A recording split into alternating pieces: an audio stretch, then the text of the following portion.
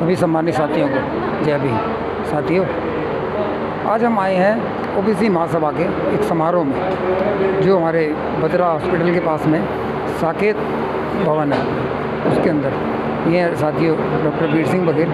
आइए इनसे कुछ लेते हैं आज किस चीज़ का इन्होंने कोई प्रोग्राम रखा था, किस चीज़ का समारोह था। ठीक है साथियों, आइए इनसे बात करते हैं।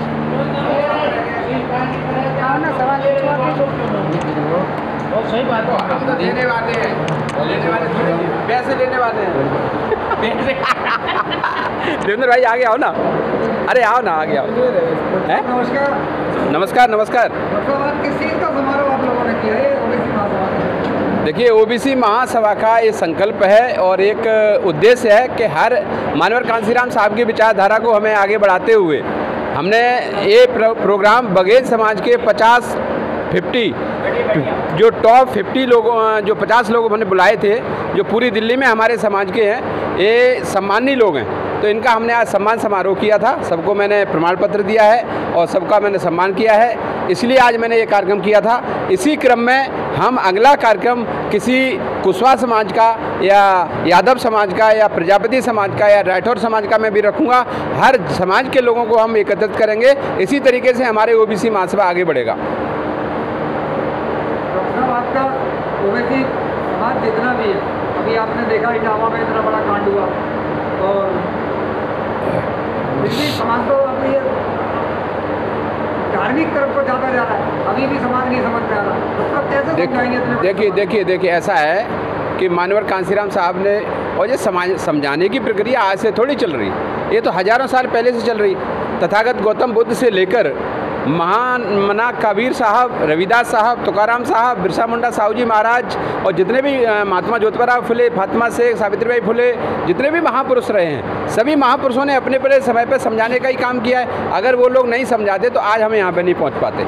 इसलिए एक क्रम हमारा जारी है और वर्तमान में बाबा साहब डॉक्टर भीमराव अम्बेडकर के बाद हमारे महापुरुष महामना कांसीराम साहब हैं, उन्हीं के विचारधारा को हम आगे बढ़ा रहे हैं और उन्हीं की विचारधारा को हम आगे लेके चल रहे हैं। डॉक्टर साहब, अभी सावन का महीना आ गया, जैसे अभी आप देखिए, अब बघेल समाज, यादव समाज, जितना भी ओबीसी समाज है, सबका सब क्या समाज को क्या यहाँ से क्या मतलब आप वो देंगे कि समाज को समझे? देखिए ऐसा है, श्रावण यात्रा में समाज जाए या नहीं जाए या धार्मिक चीज़ों को छोड़े या मतलब कैसे समझाएंगे समाज को? देखिए, मैं आपको एक बात बताऊँ, ये जो लड़ाई है ना, लड़ाई अब ये धर्म नहीं है, ये पाखंड है। और पाखंड को समझाने के लिए हमारे समय समय पे बहुत सारे महापुरुष आते रहे, जिसका नाम मैंने पहले भी लिया है, कबीर साहब। कबीर साहब ने एक कहावत कही थी, पानी में मीन प्यासी मुझ सुन सुने आवे हंसी। क्यों कहा था उन्होंने कि ऐसे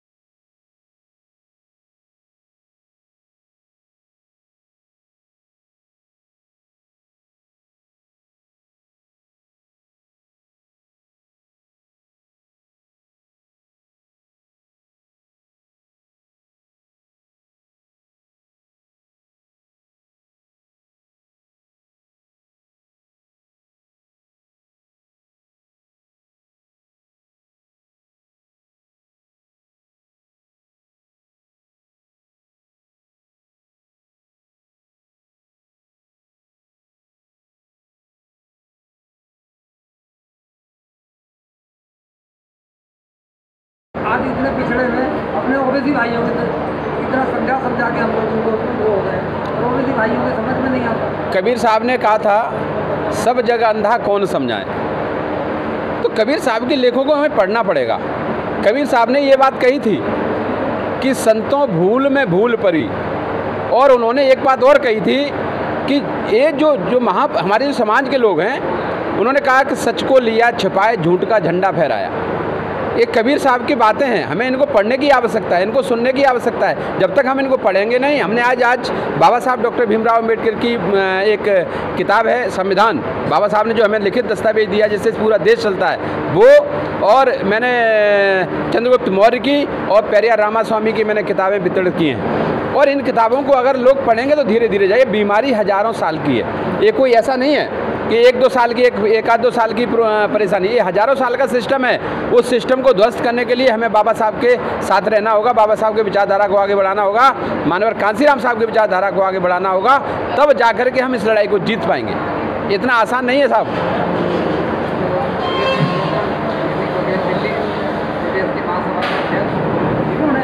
इतना बड़ा समारोह समाज को जोड़ने के लिए पूरा बघेल समाज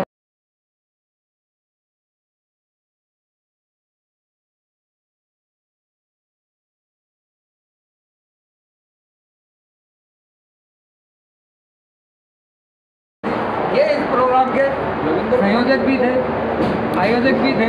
तो रंगबहादुर जी क्या कहना चाहेंगे आप, आज इतना बड़ा समाज आपने जोड़ा? सबसे पहले धन्यवाद आपके चैनल को और राजकुमार जी आपको और बहन मोहबना बेगम आपको भी। मैं इस मतलब ये सम्मेलन हुआ, जो भी प्रोग्राम हुआ, इसके माध्यम से ये संदेश गया है कि हमारा समाज जागरूक की तरफ बढ़ रहा है। क्योंकि जो आपने अभी चर्चा किया कि जो घटना हुई है मुंडन वाली इटावा की, इससे समाज अगर जागरूक नहीं होता तो लोग इतने इकट्ठे होकर के विरोध नहीं करते। और बाबा साहब के संविधान से ही वहाँ मैडम के ऊपर एफआईआर हुआ है। लोगों को ये अब समझने में आ गया है जो कुछ है हमारे देश में वो बाबा साहब का संविधान ही है। उसी के माध्यम से हम लोग उस पर उसके बताए हुए रास्ते पे आगे चल करके हम अपना जो अधिकार है वो प्राप्त कर सकते हैं। यही संदेश जा रहा है आज। रंगबहादुर जी, आप यादव कम्युनिटी से भी आते हैं और आपने देखा इतना बड़ा अभी कांड हुआ यादव समाज के, फिर भी यादव समाज तो अपना आज भी कांवड़ ढोने को तैयार है। देखिए तो यादव समाज, बघेल समाज यही चल रहे थे। देखिए 100% रिजल्ट किसी को तुरंत नहीं मिलता है और धीरे धीरे ये समाज जागरूक हो रहा है। एक दिन वो दिन दूर नहीं है, हमारा समाज जो है ये सब चीज़ पाखंड को समझ जाएगा और इन सब चीज़ों से दूर हो जाएगा। और आने वाले समय में ये आपको जल्द देखने को मिलेगा, क्योंकि लोग बाबा साहब के संविधान के जो अधिकार है और हक है ना, उसके बारे में समझने लगे हैं। लोग पहले इसको उतना नहीं समझते थे, लेकिन अब उनको बखूबी पता हो गया कि जो कुछ है वो बाबा साहब का संविधान ही है। आइए साथियों, आपको और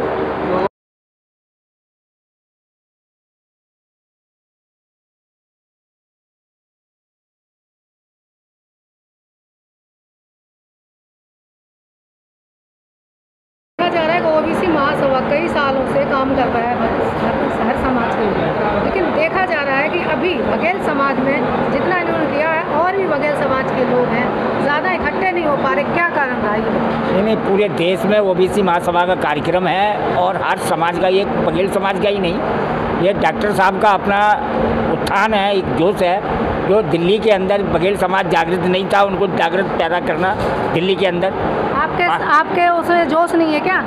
नहीं, जोश है, मतलब और स्टेटों में नहीं है। दिल्ली के अंदर जो ज़्यादा पढ़े लिखे अन्य पार्टियों के लोग जो अपने अधिकारों के विषय में नहीं समझते थे, शिक्षित लोग हैं और फिर भी भटके हुए हैं जो लोग, उनको स्टैंड पे लाना डॉक्टर साहब ने कोशिश करिए, अभी थोड़ी सी करिए।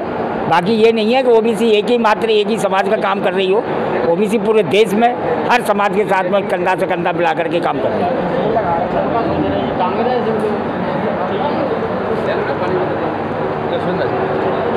मान्यवर जय भीम। जय भीम।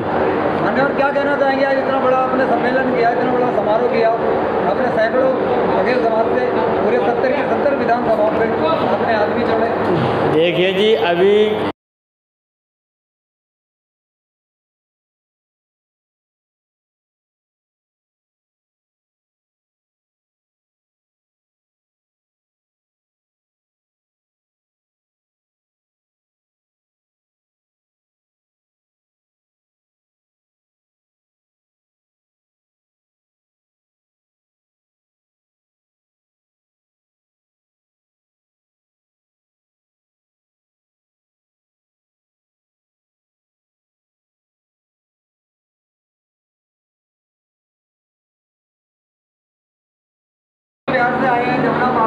जी जी।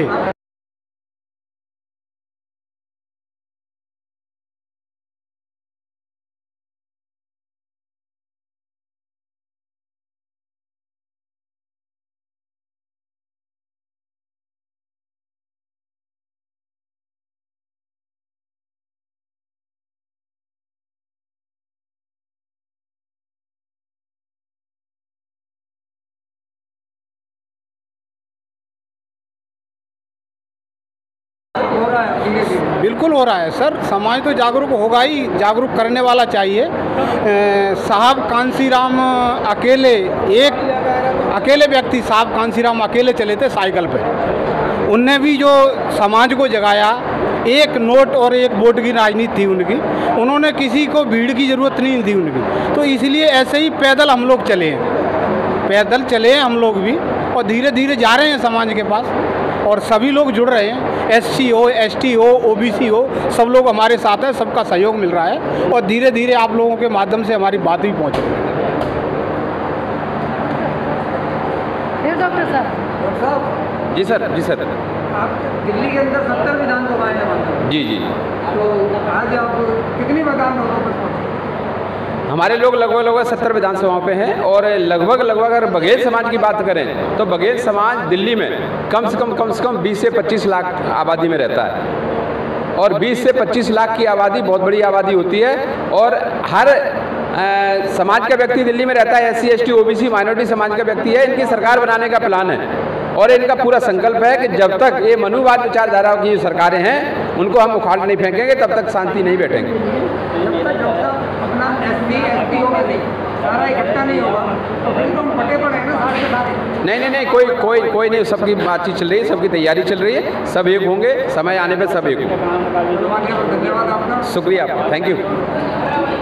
ये थे डॉक्टर वीर सिंह बघेल, और दिल्ली विधानसभा का ये इनका देखिए आज प्रोग्राम था। देखिए कितना बड़ा सम्मेलन आज डॉक्टर साहब ने किया है, सबको मान सम्मान। बस कहीं पे वीडियो में अपनी बात करता हूँ। जय भीम, जय भारत, जय श्री राम।